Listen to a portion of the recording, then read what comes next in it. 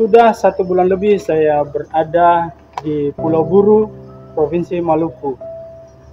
Tepatnya saya saat ini berada di sebuah gardu pandang proyek pembangunan bendungan Waiapu.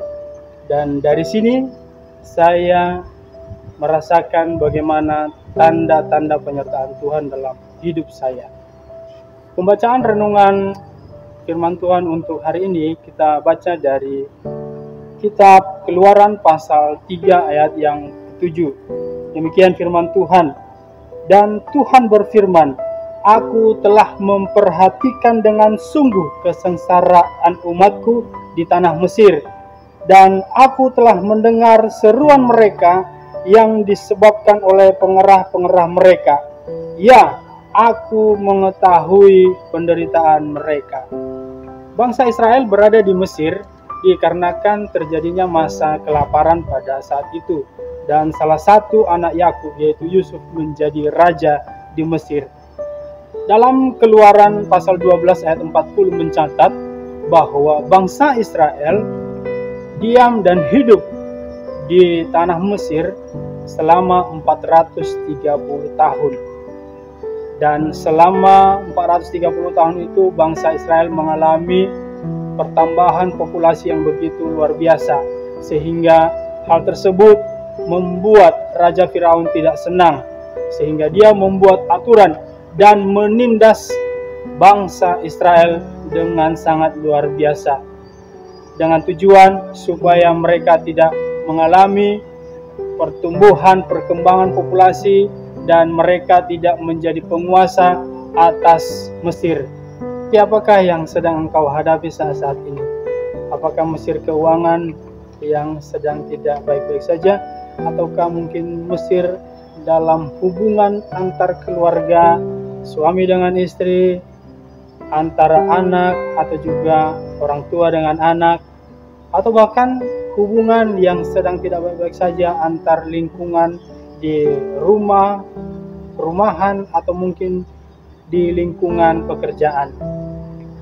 Ketahuilah, tidak ada orang yang menginginkan terjadi masalah dalam hidupnya.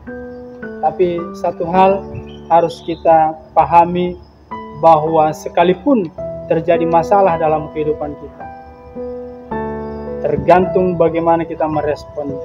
Ketika kita mengakui dan menyadari bahwa ada penyertaan Tuhan di dalam kehidupan kita, maka kita akan mampu melewati dan menghadapi segala masalah-masalah apapun yang Tuhan izinkan terjadi dalam kehidupan kita. Jangan pikir semua orang akan suka kepada kita dan senang melihat kita. Ternyata ada orang-orang yang tidak suka dengan kita, padahal kita tidak punya salah. Kita nggak pernah mengganggu dia, kita tidak pernah membuat masalah dengan dia, tetapi dia membenci kita. Itulah salah satu sifat manusia. Susah melihat orang senang dan senang melihat orang susah. Dalam Yakobus pasal 1 ayat 2 sampai 4 dikatakan bahwa anggaplah sebagai sebuah kebahagiaan bila kamu mengalami berbagai-bagai macam pencobaan.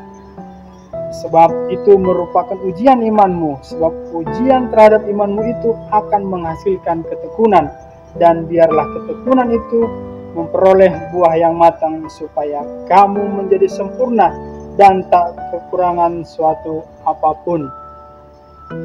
Ingat, masih ada kasih Tuhan yang begitu besar yang diberikan kepada kita. Jadi apapun masalah-masalah yang kita hadapi dalam kehidupan ini, hadapilah dengan senyuman dan ketahuilah bahwa ada penyertaan Tuhan di dalam kehidupan kita.